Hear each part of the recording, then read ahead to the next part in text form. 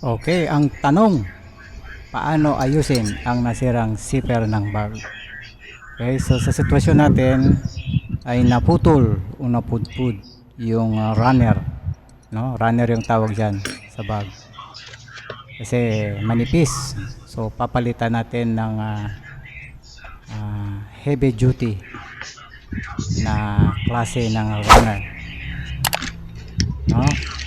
Para hindi siya para matagal masira. Kasi yung unang gagawin natin ay syempre kailangan natin na makuha or mabuksan o tanggalin yung kuwan dyan, ano, sa may bag, kasi papasok natin yung runner.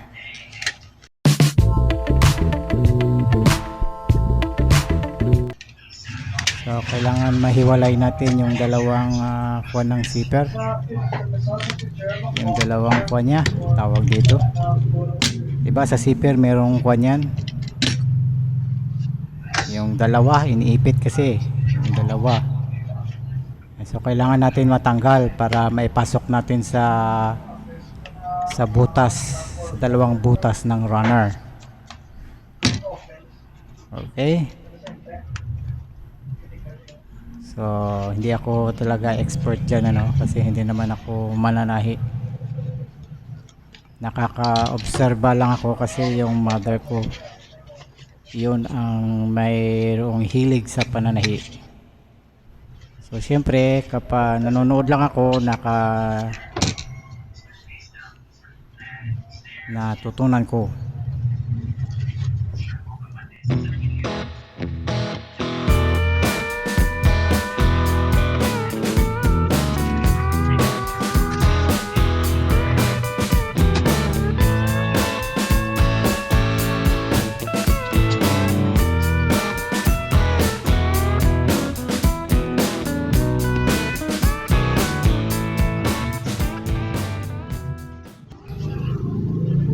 Okay, so ito na yung challenging na part. Kasi na tanggalan natin. So pwede nating ipasok yung runner dyan. Nahiwalay na natin yung dalawang side ng zipper. Okay, so yung gagawin ninyo ay ipapasok ninyo sa dalawang butas na yan ng runner ng sabay yung dalawang side ng zipper. Okay, so kailangan sabay para kapag na-close ninyo yung zipper ay saktong-sakto siya doon sa dulo ng kabilang side ng bag. Okay, so kung nahirapan kayo, pwede rin na unahin niyo yung isang side, tapos kapag napasok nyo na yung kabilang side naman. Okay, pero ako kailangan na mas mabuti na ipasok ninyo ng sabay. Okay, so take note ha, hindi yung zipper yung ipapasok ninyo, hindi yung runner yung ipapasok ninyo sa zipper. Yung dalawang side ng zipper, yan nakikita ninyo, yan yung ipapasok ninyo sa butas ng sabay. Okay, so ganun din sa kabila. So ayun, napasok na.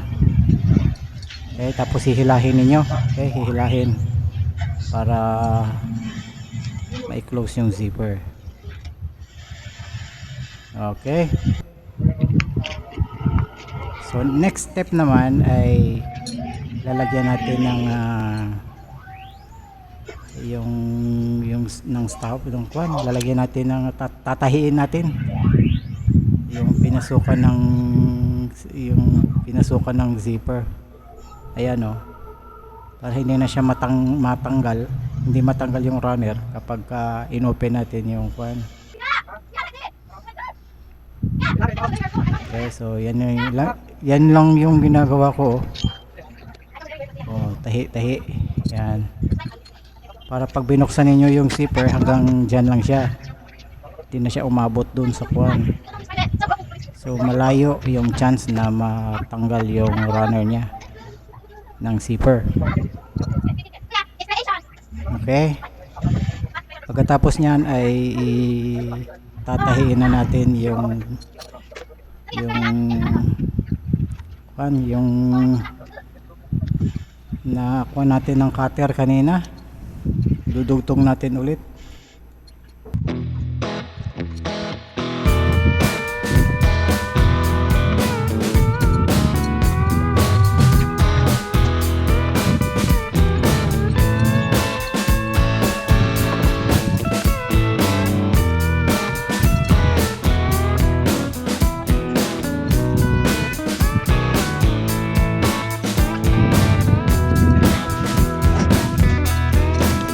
I hear you talking at work to the boys in the gym. Talking. So ayos na, no? So try natin na i-close yung zipper hanggang dulo. Ayun, o di ba? Saktong-sakto lang siya. Yan yung sinasabi ko kanina na kailangan sabay ninyong ipapasok yung dalawang side ng zipper doon sa kanyang runner. Okay? Yan yung mahirap sa mga bag eh. Okay, so challenge yan, challenge. So hanggang dito na lang. Sana ay nakatulong yung itong ginawa nating video. Maraming salamat sa inyong panonood. I-share nyo para makatulong tayo sa iba, no? Huwag kalimutan na mag-subscribe at hanggang sa uulitin naman na gagawin nating mga how to, mga DIY video na kagaya nito, kagaya niyan, no?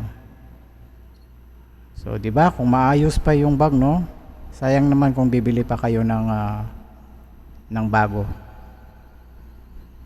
di ba? So hangga't magagamit pa, so ayusin na lang natin, di ba? So hanggang sa ulitin, maraming salamat, bye bye.